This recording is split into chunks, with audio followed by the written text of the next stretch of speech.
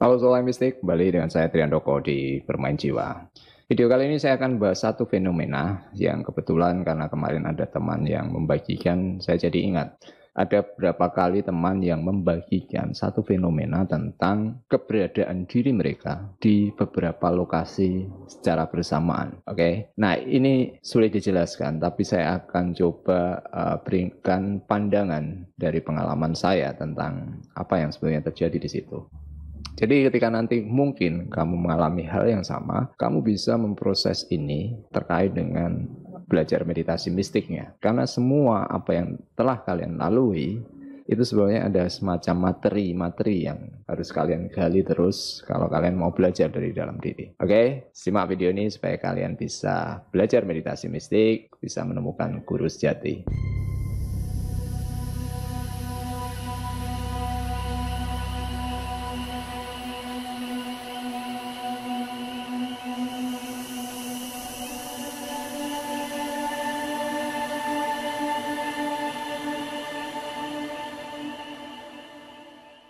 Saya pernah membagikan satu video dari proses pengalaman mistik saya tentang dunia paralel. Jadi apa yang akan saya ulas di sini sebetulnya materinya itu mirip dengan pengalaman mistik dari video dunia paralel tersebut. Jadi pada ruang dan waktu yang sama, dua pihak itu bisa mengalami peristiwa yang berbeda. Jadi di video tentang dunia paralel saya ceritakan, saya punya restoran.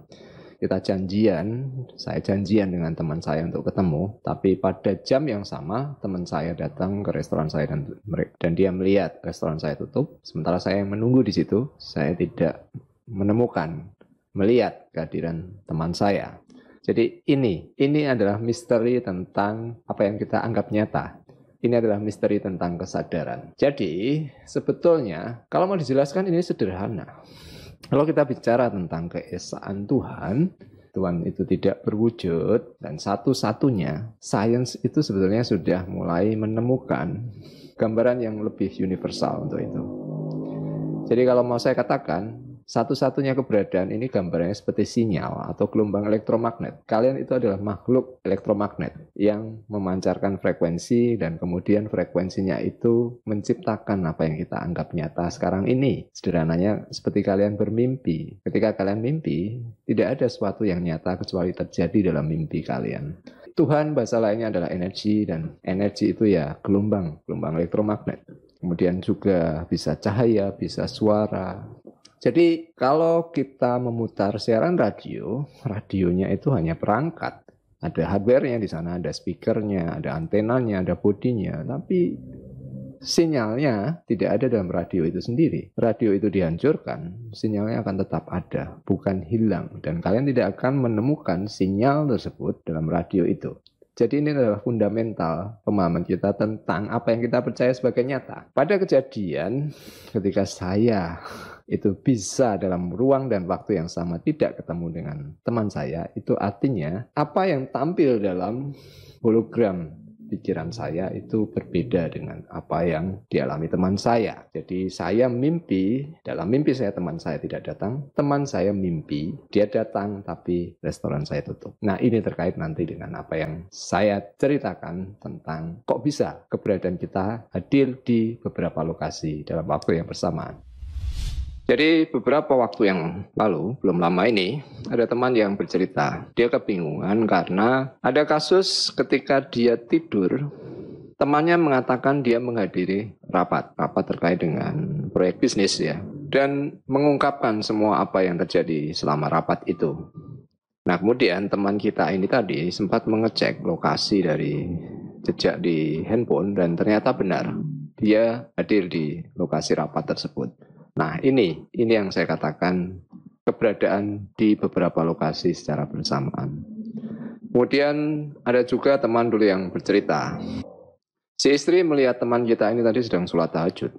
Tapi ternyata teman kita ini tadi dia sedang meditasi di luar. Dia mungkin dalam frekuensi gelombang alpha theta yang kusuk. Jadi kejadiannya rata-rata yang saya temukan adalah yang satu tadi dalam kondisi tidur dan yang satu dalam kondisi bermeditasi secara kusuk. Jadi polanya itu terlihat dalam frekuensi gelombang otak yang rendah. Bisa terjadi kita hadir di beberapa lokasi. Kemudian ada teman lain lagi yang bercerita, kalau ini dia dalam kondisi yang sadar. Jadi peristiwanya dia diundang ke salah satu acara teman, acara ulang tahun atau apa saya lupa. Tapi dia sebetulnya pada saat yang sama pada hari itu dia melakukan perjalanan dengan keluarga karena ada urusan yang tidak bisa ditinggalkan. Jadi si teman cerita, kamu tadi datang, sementara dia merasa dirinya dia tidak hadir di situ. Oke, jadi kejadian-kejadian ini sebetulnya membuka misteri dari apa sebetulnya diri kalian itu. Jati diri kalian itu sebenarnya apa?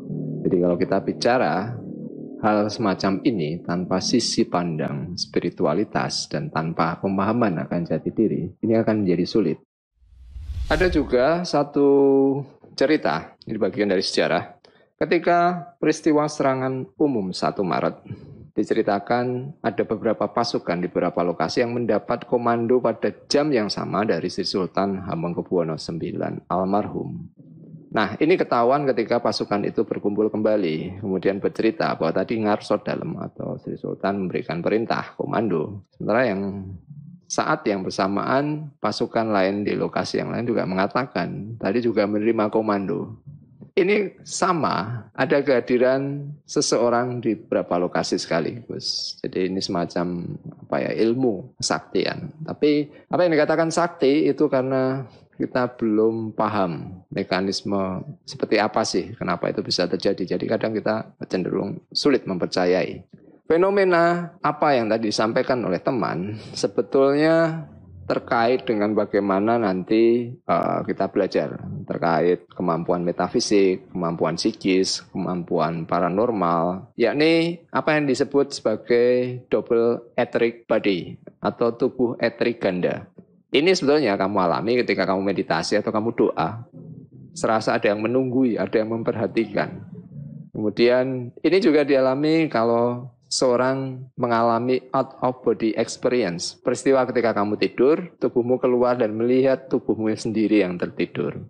Jadi nanti semua berhubungan dengan kalau kita belajar astral projection atau proyeksi astral atau meraga sukma dan kemudian dengan lucid dreaming. Hal ini menjadi lebih mudah dimengerti bahwa kembali lagi kita itu apa, diri sejati kita itu apa. Seperti yang tadi saya katakan, saya urai dari sisi sains, kita ini adalah gelombang, tidak terikat ruang dan waktu. Hal yang sama ketika sekarang fisika kuantum menemukan di level yang paling kecil itu semuanya getaran ruang kosong, jagat alitnya, mikrokosmos. Di tingkat makrokosmosnya, di luar angkasa, alam yang secara luas, dulu manusia juga hanya menemukan kekosongan. Tapi semakin tahu dan berkembang ketika kita secara keilmuan dan teknologi juga makin cerdas. Jadi kesadaran itu terkait dengan kecerdasan kita. Dulu semesta itu hanya dihitung hanya satu galaksi. Setelah kita ada Hubble teleskop, ternyata ada miliaran galaksi di sana. Oke ya, jadi saya ingin membawakan satu perspektif, satu hal yang tidak kita ketahui, lebih pada pemahaman mekanisme yang bisa kita urai secara universal, secara akal dan nalar kita. Jadi supaya kita bisa memanfaatkan hal ini untuk sesuatu yang bermanfaat dalam hidup kita. Oke, saya sudah uraikan sedikit panjang lebar. Lalu bagaimana kalau kalian mengalami hal tersebut?